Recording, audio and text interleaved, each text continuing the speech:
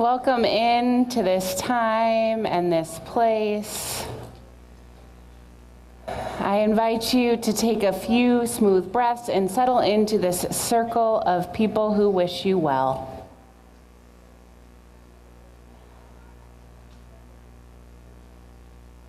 Today, our service in preparation for the upcoming Thanksgiving holiday will be working to tell a more honest story about where we come from, about the stories we tell about ourselves and our country and our faith tradition, in hopes of charting a future with more integrity, more honesty, and more justice.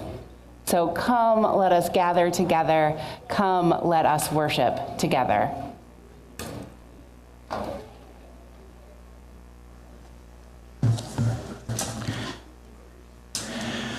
Welcome to People's Church. I'm Bob Davis, a member of the Sunday Services Committee, and People's Church is a member congregation of the Unitarian Universalist Association. This is a church that celebrates diversity, recognizing the strength that comes with uniting in love our different perspectives and talents. Know that you are welcome here no matter where you are on your religious, ethical, or spiritual journey. Know that you are welcome here no matter who you love, what pronouns you use, who your ancestors are.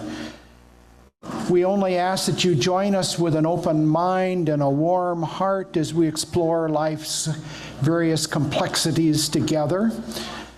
Here we use various sources of wisdom, including science, philosophy, literature, the arts, the works of various world religions, and our own perspectives. Here we strive to be a beloved community serving our diverse world. And here you can expect occasionally to be challenged in how your world perspective is, and possibly made uncomfortable, possibly even today. So we welcome you here today.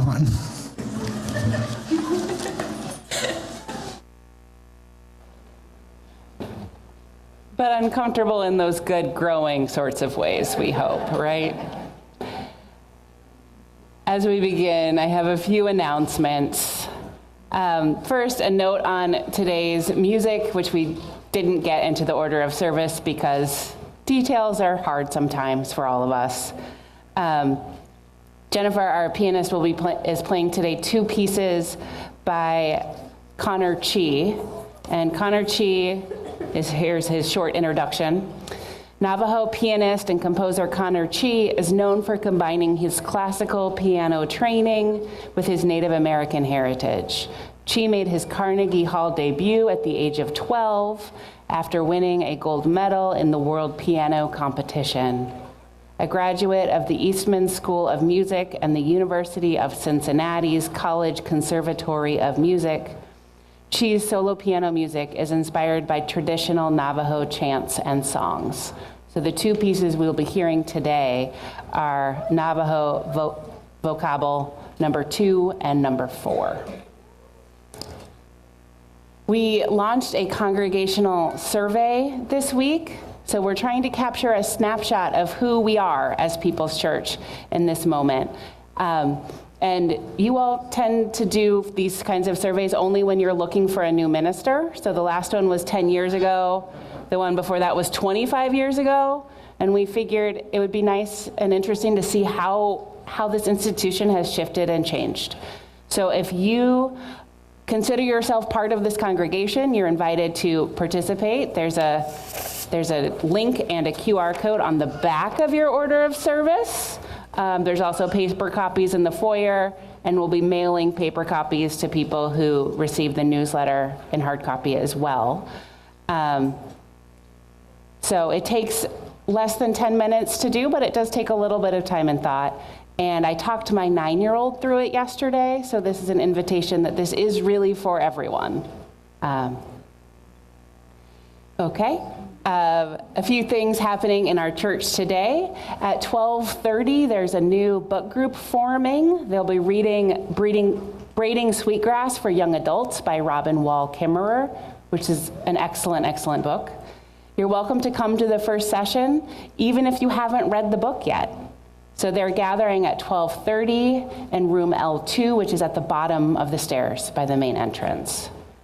Another opportunity at 12:30 is the next session of our Inquirers class. So if you are new or newish to this congregation and looking to get more involved, this is a great place to start. It is a program designed for people who are newish, but open to everyone. And so today we'll be talking about Sunday services and what we do when we gather in this big room on Sunday mornings and why we do what we do. So it will be me and Savannah Ramsey, our music director. There's a light lunch, there's childcare, 12:30 in room 19 at the top of the stairs. This Friday, late morning, is our community-wide Transgender Day of Remembrance service at Kalamazoo College. So this is a solemn remembrance of trans people who were killed in acts of anti-trans violence over the past year. It's always a powerful service, and I will be one of the many clergy from our area participating. It's at 11:05 Friday, Stetson Chapel at Kalamazoo College. Next Sunday, we'll have a guest preacher in this pulpit, Jill Terwilliger, who many of you know is a U clergy person, grief coach, and grief counselor, and she's the daughter of our church member, Ann Terwilliger.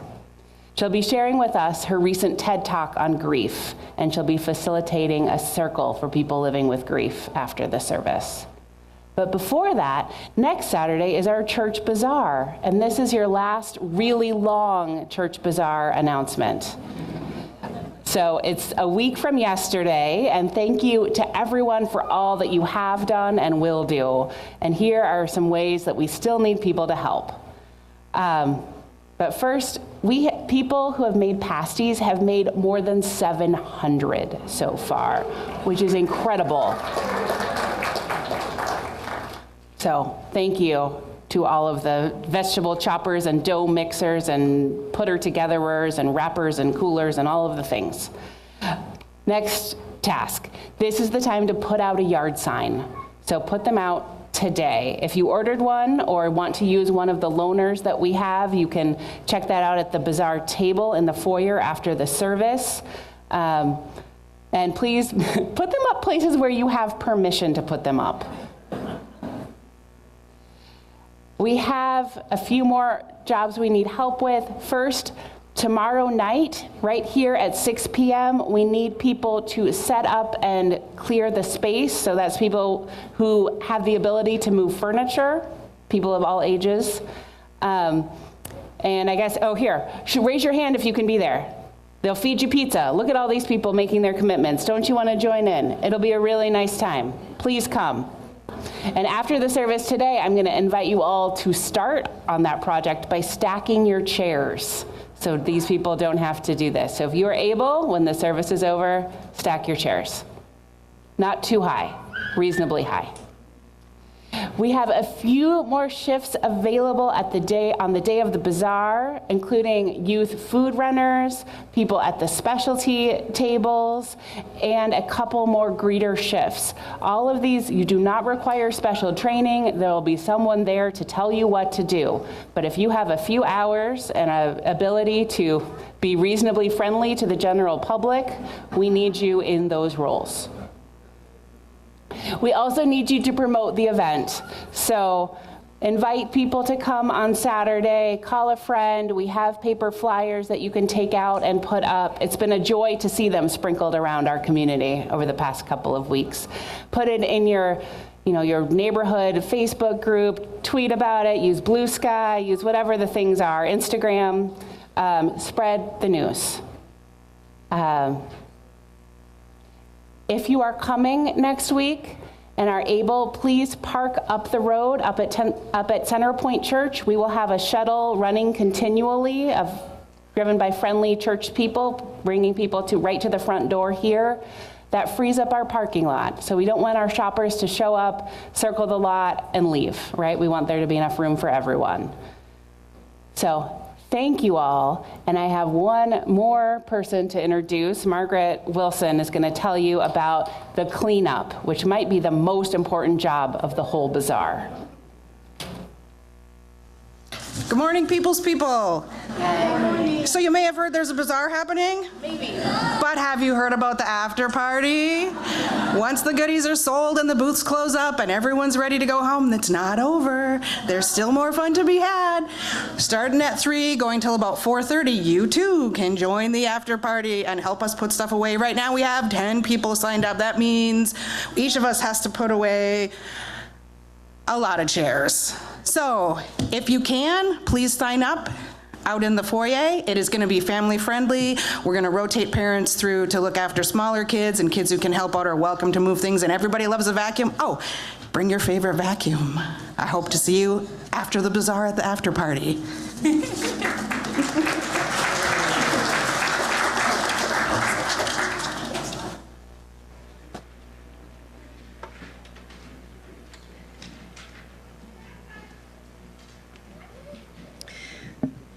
All right. At this time, I invite you all to rise and body your spirit to sing our opening song together.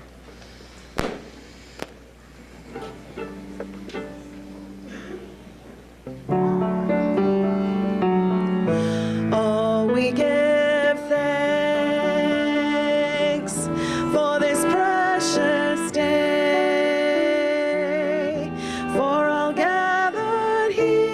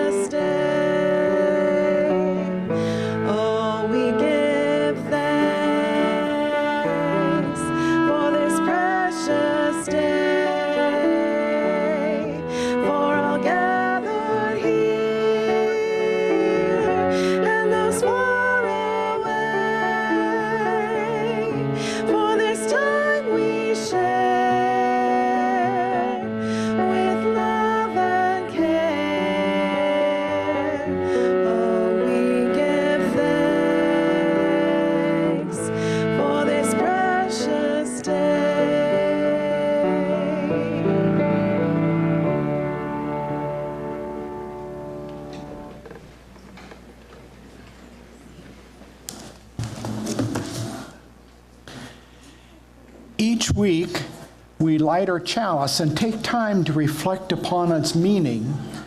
If you are lighting a chalice at home, you are encouraged to type in the chat box, "A chalice is lit in your neighborhood, city, or street." Will Io Holcomb please light the chalice for us today?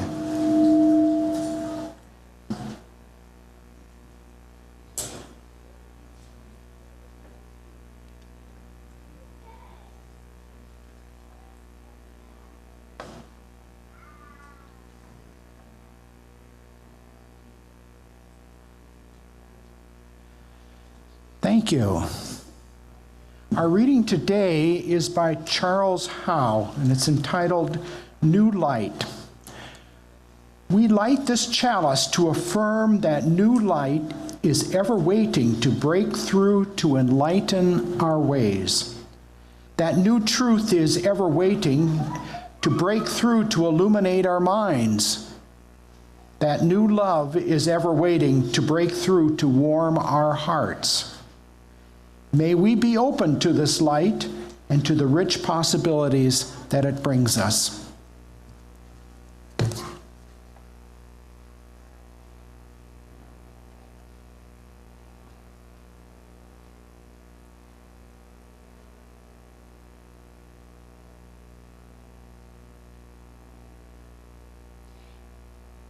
In addition to our chalice lit here at People's Church, there's a chalice lit in Paw Paw, on South Street downtown, Parkview Hills, Oshimo, Galesburg, Munson Lake near Grand Junction, Gull Road, Millwood neighborhood, Edmonds, Washington, Portage, and at Borges Hospital, and in Matawan. What a gift it is we can be together in time, even when we are not all together in the same place.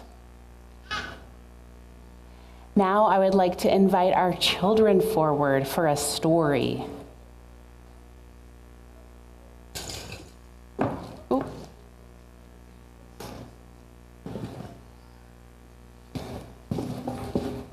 I am so glad that you are all with us today. Who is this? Well, Dorothy Lonberg let me borrow some props today, which I'm very grateful because it will make our story better. But let's wait for everybody to come on up, and then I'll tell you this story. Oh, so many friends. You have to all find a place to sit maybe, or do your best. I'm so glad you're all with us. Okay. So this story is called The Man and the Lion. We're making it The Woman and the Lion today, or the Isabella and the Lion, for those of you who know your Encanto. But Yeah, how about just call her Isabella? okay, Isabella and the Lion. So we're adapting it, but this story is over. Oh yeah, and there's a tiny baby lion too, just for chaos's sake. And this story. What about me? Are you here? Oh, I'm so glad you're here, Ollie. Oh, I can't. Oh, I know. You are. Oh, Elsa is here. I apologize. We have Elsa. We have Isabella. It's a whole experience. So, this is an old story. Over 2,000 years old, an ancient Greek story that we're telling in our own way today, obviously. So, once upon a time, Isabella and the lion, who were friends, were out for a walk. The two lions, the tiny lion and the big lion, they're out walking. And they were talking like you do when you're out for a walk with your friends. And they started talking about who was better, a lion or a person. Who here thinks a lion is better? Yeah? Why do you think a lion is better? Do you want to tell me? No. Does anybody want to tell me why a lion is better than a person? Because they're animals. Aren't people animals too, though? Yeah, we're better than mammals. What do you think? They don't pollute the earth. Oh, yeah, that's a good point. Any other reasons why a lion might be better? What do you think, Grace? Well, humans have 2 legs and Oh, lions do have more legs. and 2 eyes, and we don't like kill animals just to eat them. Yeah. So lions have some great things. They've got manes. They take a lot of naps. They have fuzzy fur. What they're very fierce. That's true. So this lion was making some pretty good points. And then the person, Isabella, yeah, that lion too, said, no, people are better. Why do you think people are better than lions? Any ideas? Yeah, Mara, what do you think? Oh, people can plant trees to make clean air, and lions cannot plant trees. What do you think? Humans have hands. Hands are handy. Hands are very useful. What about you? What do you think? I think that if there was like a big group, humans could actually try to hunt down lions. Sometimes it works. Oh, you think if there was a big enough group that maybe humans could hunt lions? Yeah. Yeah. What do you think?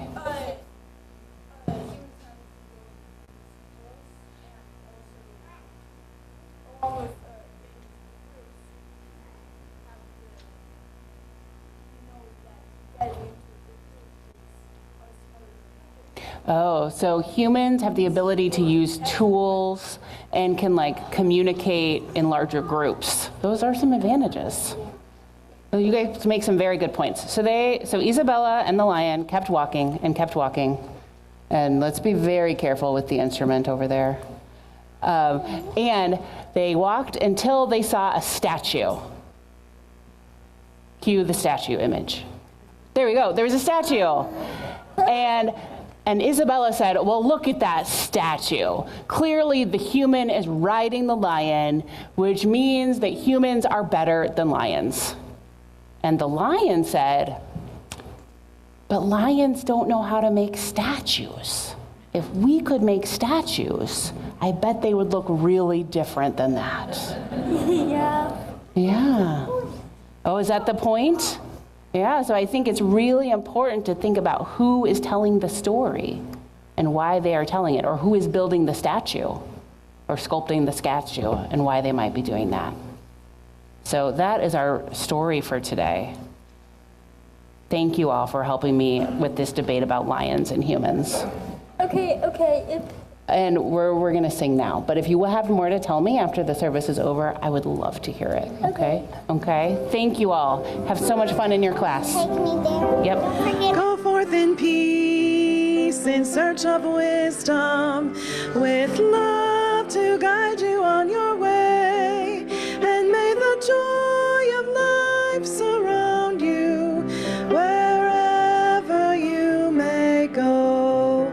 Go forth in peace, in search of wisdom, with love to guide you on your way. And may the joy of life surround you wherever you may go.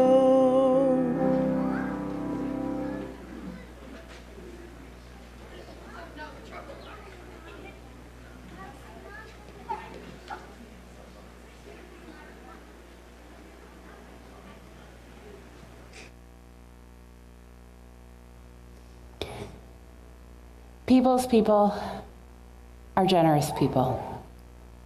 And with a week to go before the bazaar, I think it is important to lift up all of the work beyond what you see on the surface as announcements that have been going into this project.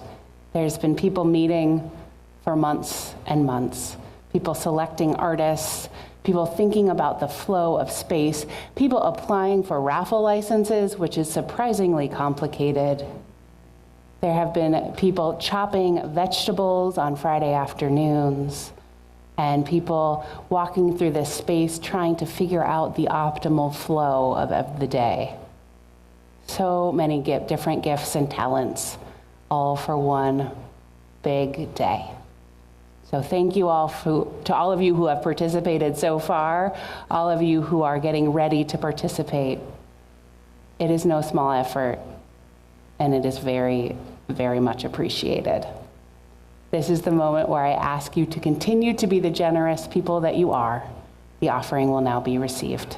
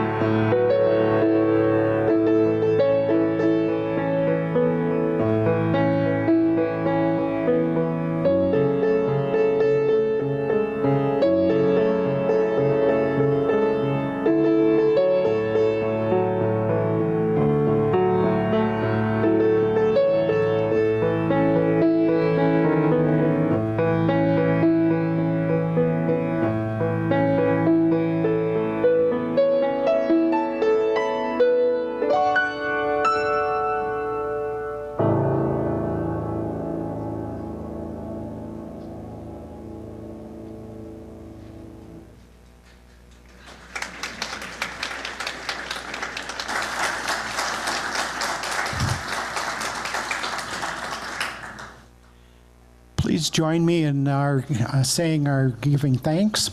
From the countless gifts we each have been given, gifts of life and love and sustenance, we bring these small portions to share in the works of love which none of us can accomplish alone.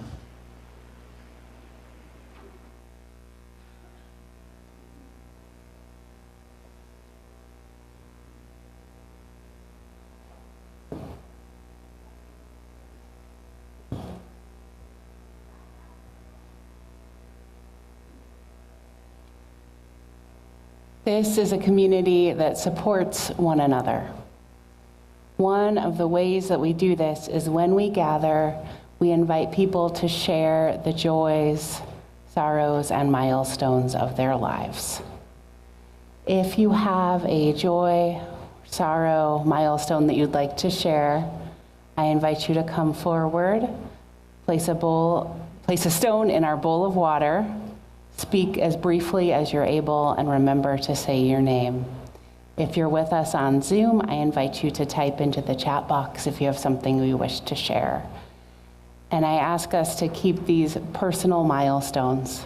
If you have an announcement or commentary about the wider world, this is not the place for it. I now place a few more stones for all of the joy and all of the sorrow we're holding quietly in our hearts today, the joy and sorrow in our wider community and in our wider world.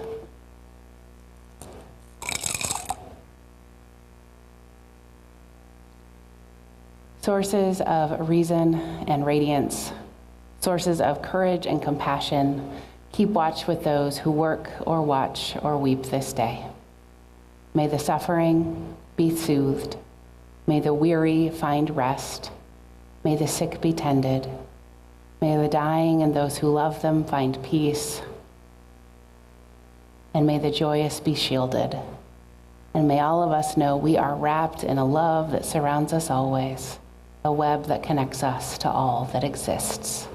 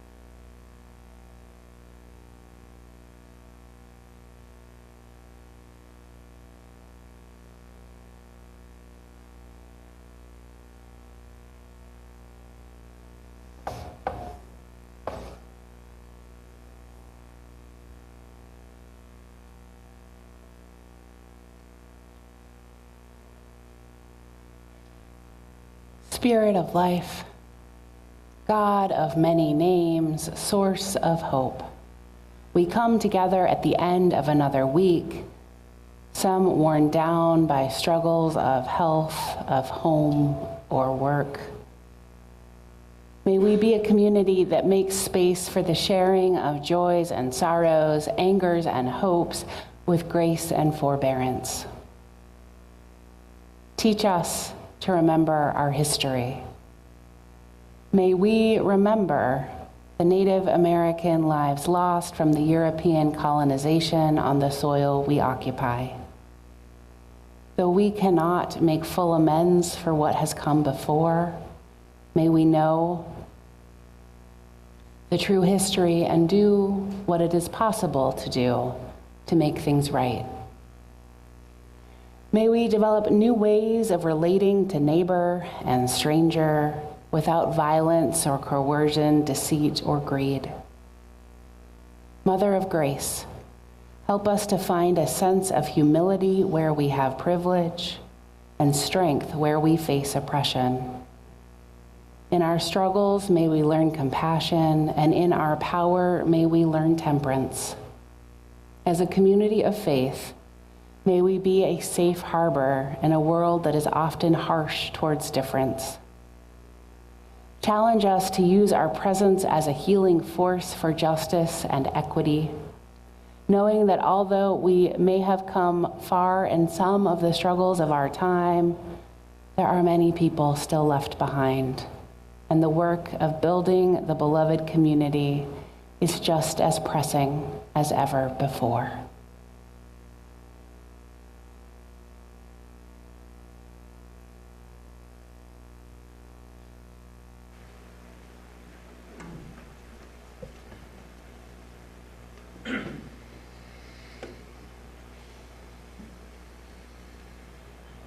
I invite you all to join us in song from your seats. Hmm?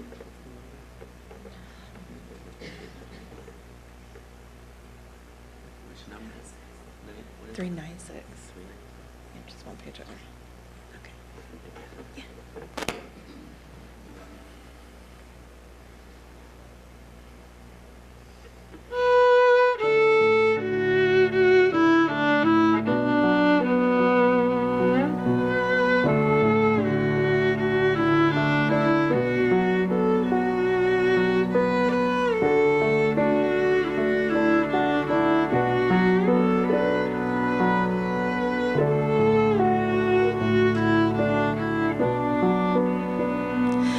I know this rose will open. I know my fear will burn away. I know my soul will unfurl its wings. I know this rose will open. I know this rose will open. I know my fear will burn away. I know my soul will unfurl its wings. I know this rose will open. I know this rose will open. I know my fear will burn away. I know my soul will unfurl its wings. I know this rose will open.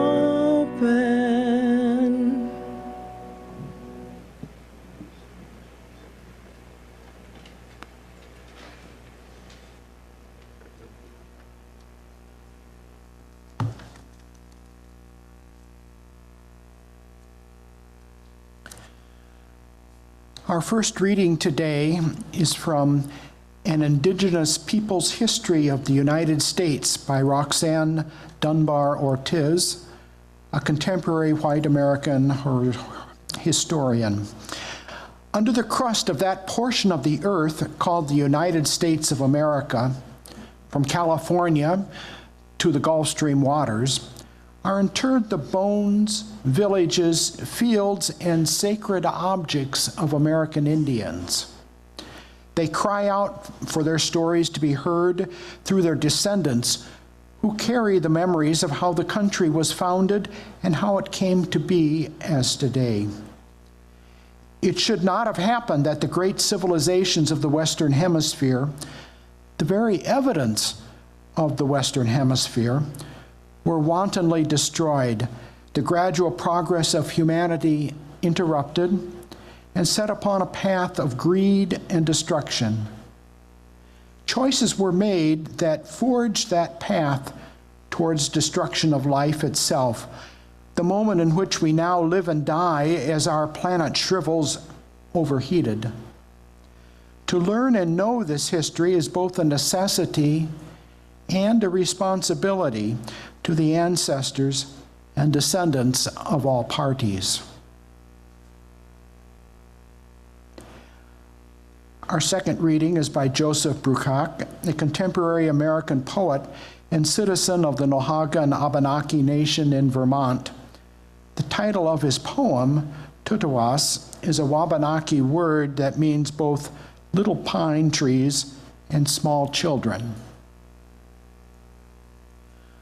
I know the names on this land have been changed, printed on maps made by those who claim their ownership. Some say nothing survives, but the wind still sings the same song of our breath. The hilltop trees still bend like dancers.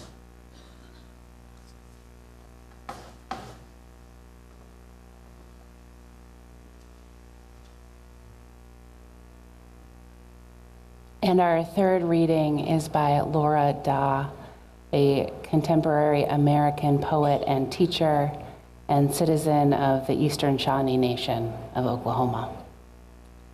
Passive voice. I use a trick to teach students how to avoid passive voice. Circle the verbs. Imagine inserting by zombies after each one. Have the words been claimed by the flesh-hungry undead? If so, passive voice. I wonder if these sixth graders will recollect on a summer vacation as they stretch their legs on the way home from Yellowstone or Yosemite, and the byway's historical marker beckons them to the site of an Indian village where trouble was brewing, where after further hostilities, the army was directed to enter, where the village was razed after the skirmish occurred, where most were women and children. Riveted bramble of passive verbs etched in wood, stripped hands breaking up from the dry ground to pinch the meat of their young red tongues.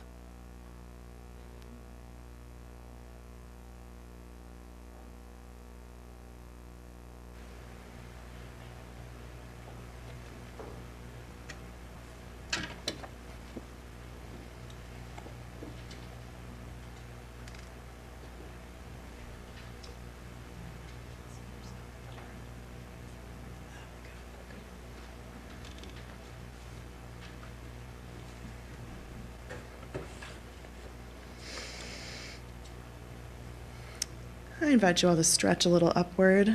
Find a comfortable singing position in your seats.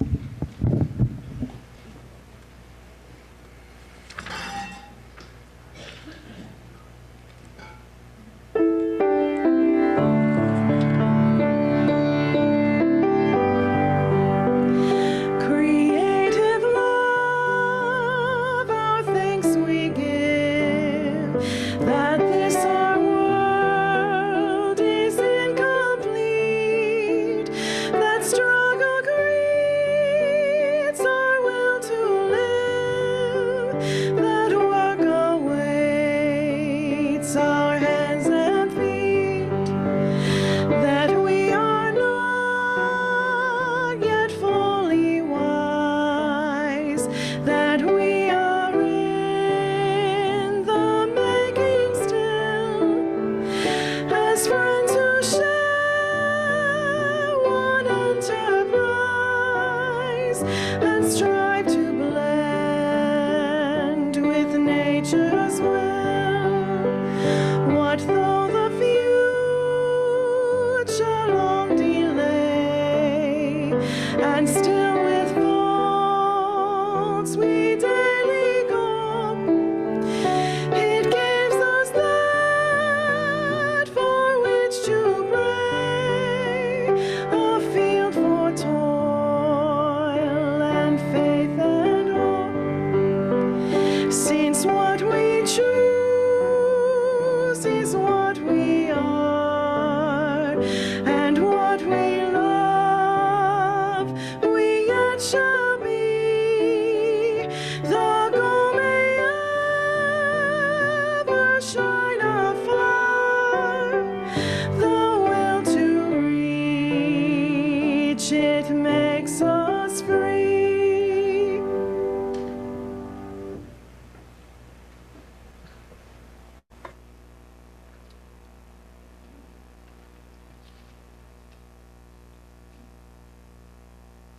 History is inert, writes Black American journalist Ta-Nehisi Coates in his new book, The Message.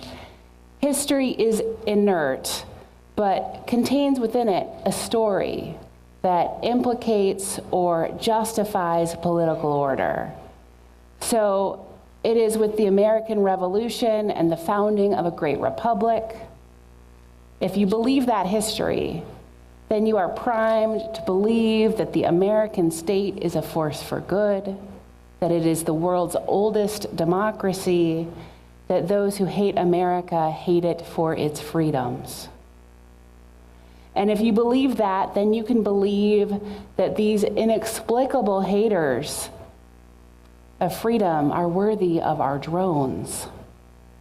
But a different history, one that finds its starting point in genocide and slavery, argues for a much different present and the possibility that here too are haters of freedom, unworthy of the power they wield. Coates continues, a political order is premised not just on who can vote, but on what they can vote for, which is to say, on what can be imagined. And our political imagination is rooted in our history, our culture, and our myths.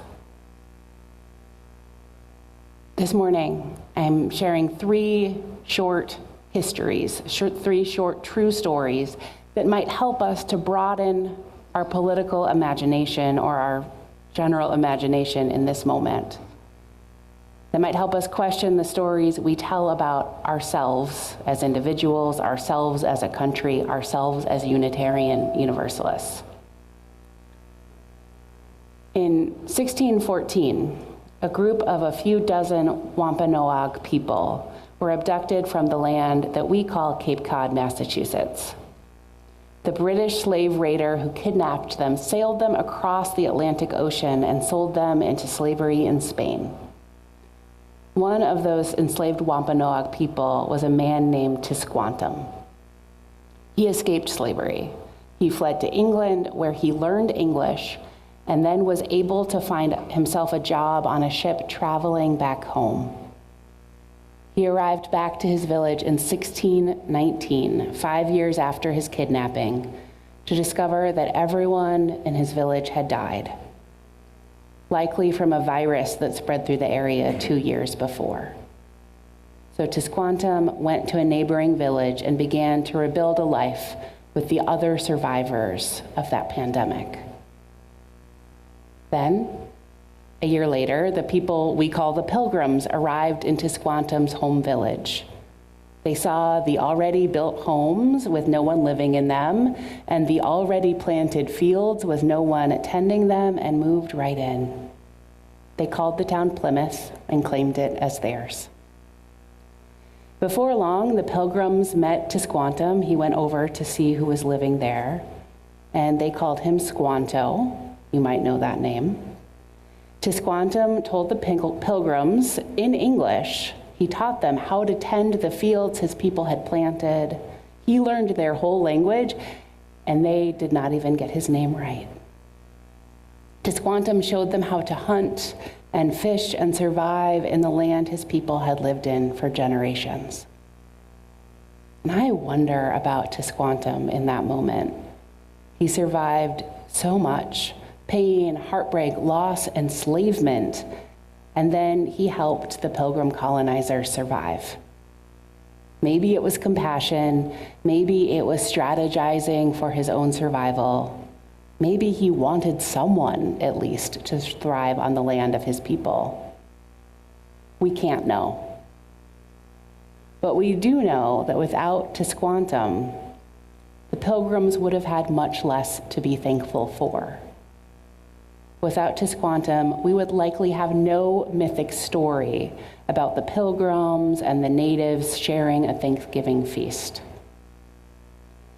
And this story of Tisquantum, this history of Tisquantum, is an important history to hold as we approach Thanksgiving, right? Telling a fuller story matters as residents of this country, as we seek to know our true history, And it matters especially for Unitarian Universalists, because the Pilgrims are our spiritual ancestors. The church those Pilgrims founded is now one of our sibling congregations in the Unitarian Universalist Association. And that is a history far beyond what I can do today. But that is our lineage. The Pilgrims are part of our legacy. They are among our ancestors, whether we want them or not. History number 2. Shortly after the Civil War, the United States government recognized that the system of Indian agents was full of corruption and abuse. So at this point in history, most of the tribes in the western United States had signed treaties with the US government, and those treaties restricted Native folks' access to land. They had to live on reservations set aside for them. And they were restricted in exchange for funds, for goods, for the supplies they needed. And too many of the Indian agents kept the people who were tasked with sort of managing the treaty rights for the US government on behalf of the tribes, kept money and supplies for themselves or sold them for a profit. So in search of reform, the federal government gave Protestant denominations authority over ensuring treaty rights, with the added hope that these Christians would convert Native peoples to white religion and white culture and white agriculture. So the American Unitarian Association was assigned to oversee the Northern Ute tribe on their reservation in northern Colorado. And it was, in short, a disaster. The Unitarians sent people who were ineffective, mostly parish ministers who couldn't hack it at a parish, so they sent them out west to manage this. And they didn't know the land, they didn't know the culture, they did not know how to do anything. They tried to teach people how to farm, but at high elevation with a very short growing season, crops failed. The Utes knew how to live in that land, but they were being forced to give up their traditional wisdom, their traditional ways that had kept them safe and alive for generations. One of the Indian agents sent by the Unitarians withheld rations from people unwilling to farm, and then took steps to destroy the pasture land that the Utes depended on for their horses. A Ute leader confronted the agent, and the agent literally called in the cavalry, which was a violation of treaty rights and tribal sovereignty. And there was an armed conflict that led to deaths of both Ute and American fighters, and the Utes lost their reservation. The US government forcibly relocated that tribe from northern Colorado to a different reservation in Utah. The Unitarian project with the Utes then shifted and changed, becoming the Montana Industrial School for Indians, which took Native children from their home as a residential school and attempted to civilize the Indian out of them. And many of us have learned more about the history of residential schools over the last few years and how they strip children from their communities, their language, their culture, their ways of being. This school closed in 1896. It only lasted for about 10 years, but that was really due to lack of funding, not to anybody thinking it was a bad idea. And this is part of our legacy too. The Unitarian Universalist Association formally apologized to the Ute Nation in 2009.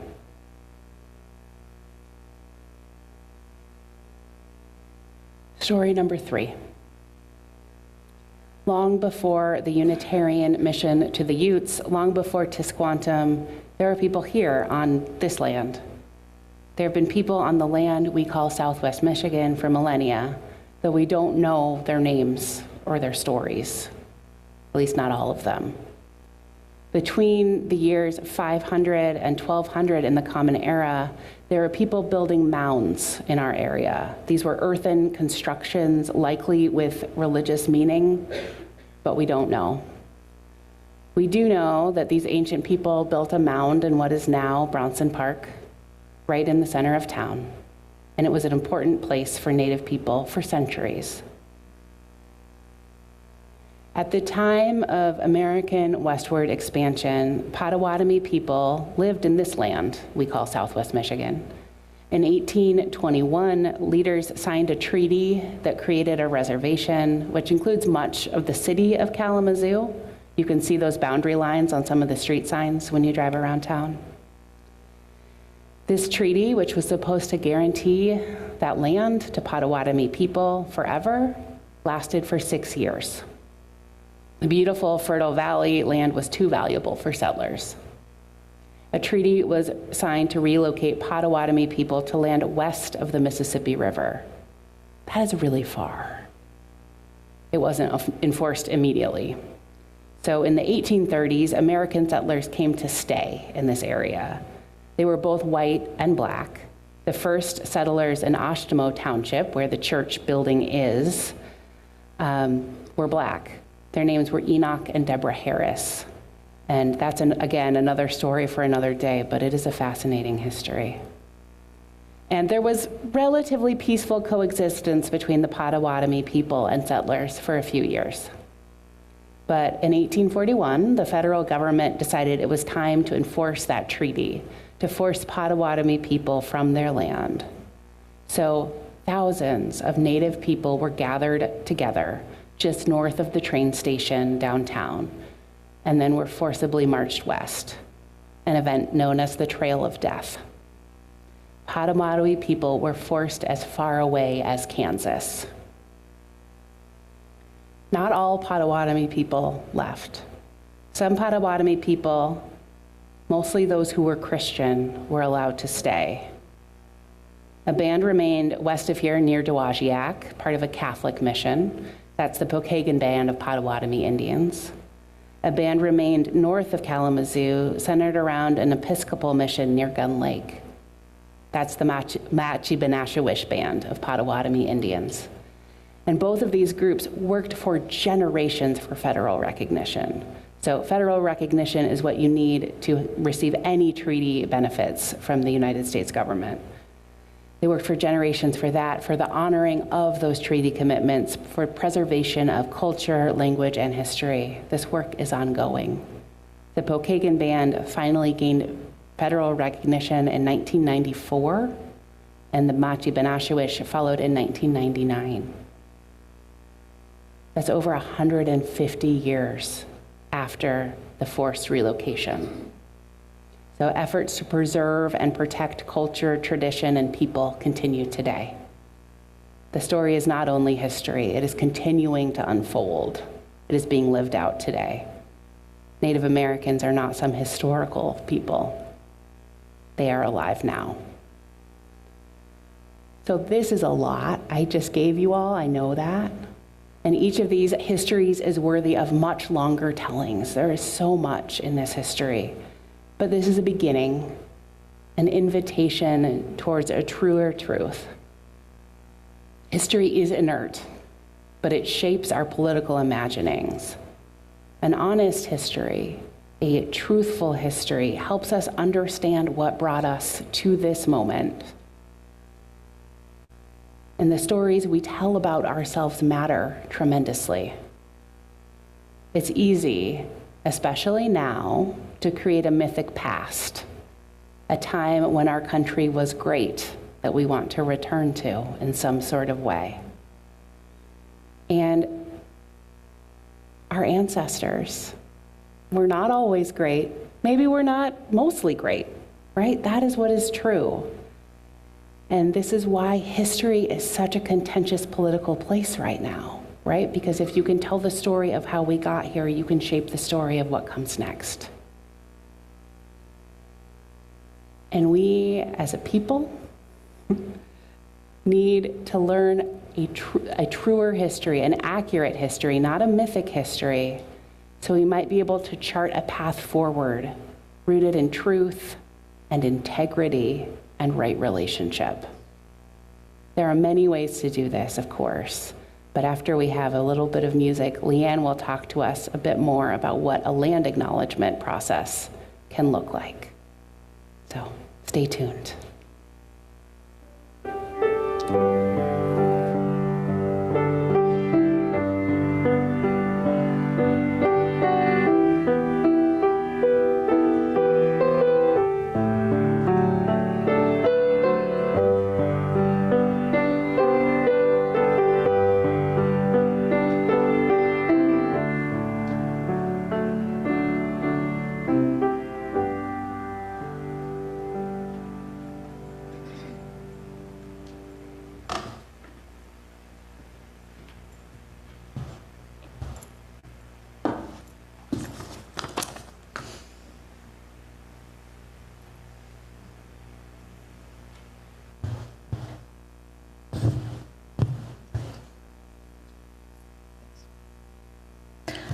Atapai, Kolian Seaver Ahau. No Michigan Ahau, Te Whanua, E Tapu Ate, Rahi Kirunga Vai. No Te Rocky Mountains, Hoki Ahau.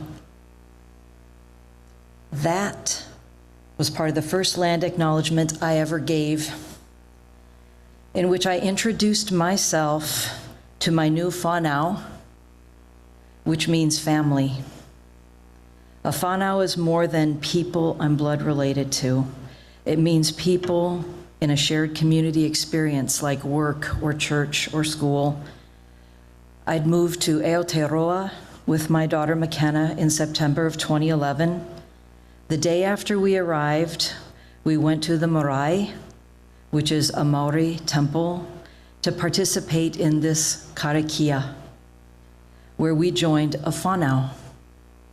A karakia is a formal ceremony that's been performed for 1,000 years to welcome new members into a community in the land of the long white cloud. What the Maori, the indigenous people of Aotearoa, want to know first about any stranger is who you are in relationship to the land and the water. In Maori culture, people are not separate from land. They are a feature of the land, like trees and animals, like all growing things that exist because of the land. There is no knowing yourself except in context to the land that you are on. So good morning. I'm Leanne Seaver. I come from Michigan, the land where rice grows on water. I also come from the Rocky Mountains. Knowing myself that way, my identity in that sense, as the beginning of who I am, to know who you are, is such a novel concept. It struck deep in my soul.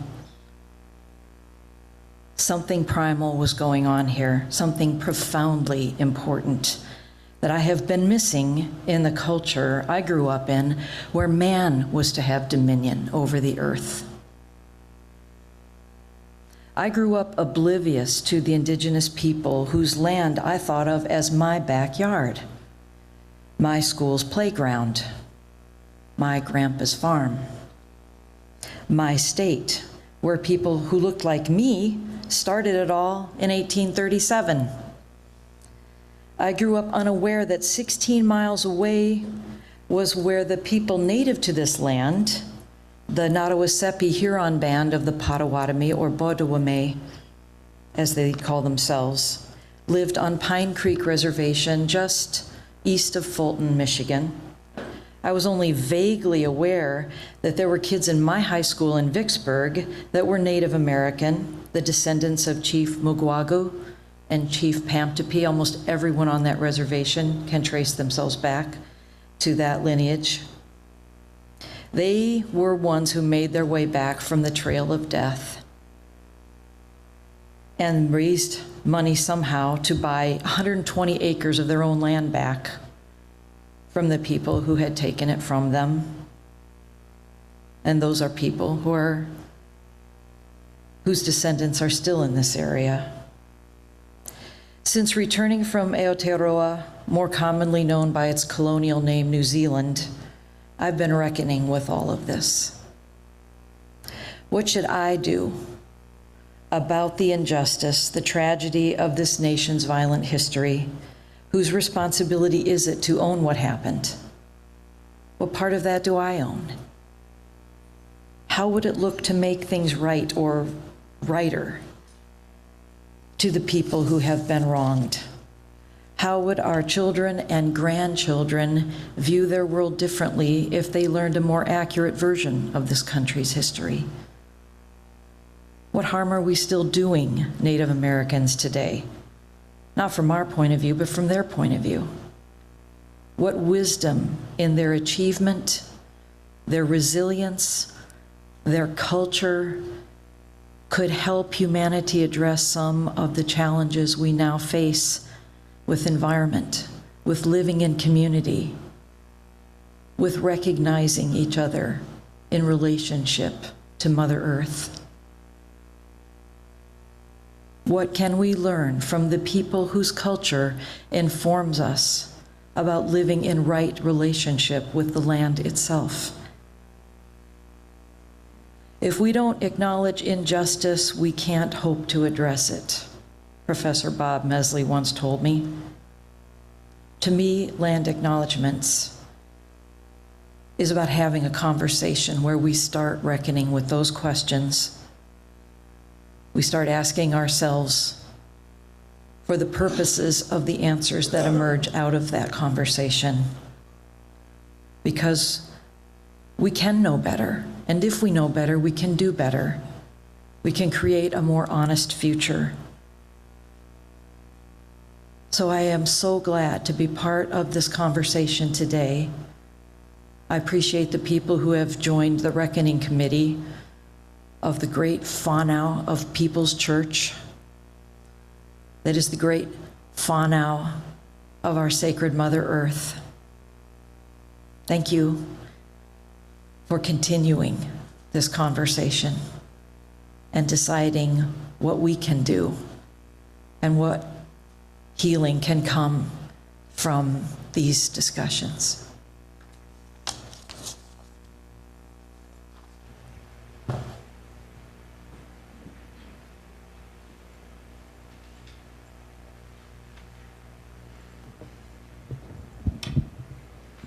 Thank you. I invite you all one last time to rise and body your spirit to sing together today.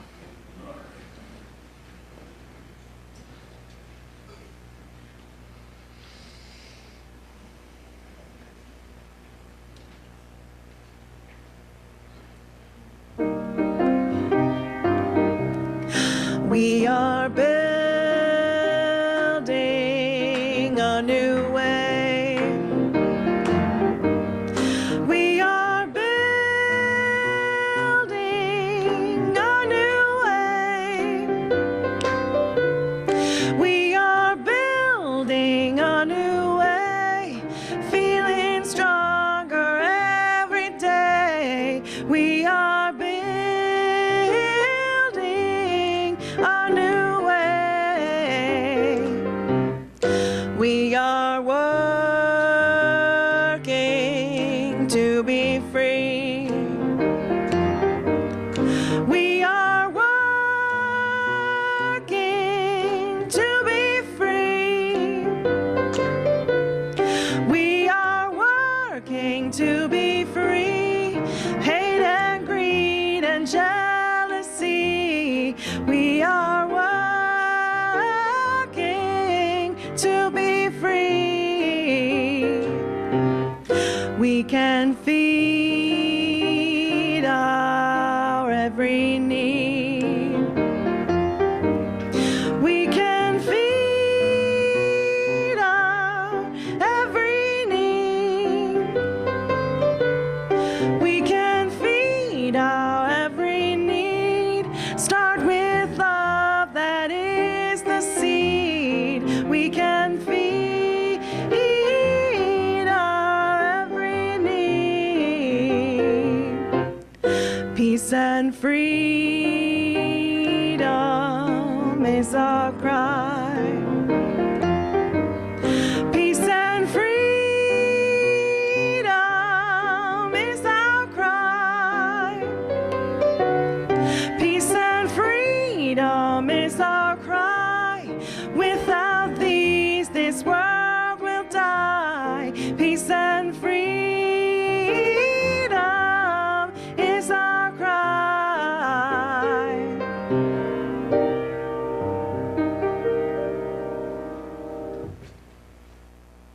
So this is just a beginning or maybe a middle of a conversation about this history and how we know what has happened and act with more integrity going forward.